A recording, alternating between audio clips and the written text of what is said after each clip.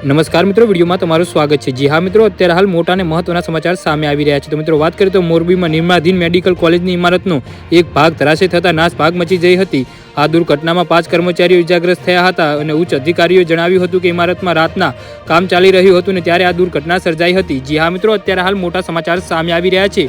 તો મિત્રો સમાચારમાં વધુ વિગતવાર વાત કરીએ તો આ બનાવની જાણ થતાં કોલેજના અધિકારીઓ અને પોલીસ અધિકારીઓ તાત્કાલિક સ્થળ પર દોડી ગયા હતા અને ઇજાગ્રસ્તોને સારવાર અર્થે તાત્કાલિક નજીકની હોસ્પિટલમાં ખસેડવામાં આવ્યા હતા। એક શર્મજીવી કાટમાળ નીચે ફસાયો હતો અને તેને બચાવવા માટે મોડી રાત સુધી ઓપરેશન ચલાવવામાં આવ્યું હતું।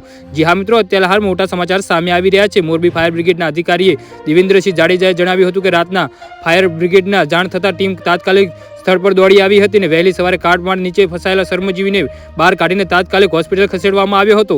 આ બનાવની જાણ થતાં ભાજપના ધારાસભ્ય દુર્લભસિંહભાઈ દેથરિયા તાત્કાલિક સ્થળ પર દોડી ગયા હતા અને તેમણે જણાવ્યું હતું કે આ દુર્ઘટના દુઃખદ છે। અમે સરકારને અરજ કરીશું કે આ ઘટનામાં જવાબદારો સામે આકરી કાર્યવાહી કરવી જોઈએ। જી હા મિત્રો, તો આના વિશે તમારું શું કહેવું છે તો નીચે મારી કોમેન્ટ બોક્સમાં જરૂરથી જણાવજો અને અમારી યુટ્યુબ ચેનલને સબસ્ક્રાઇબ કરવાનું ભૂલતા નહીં।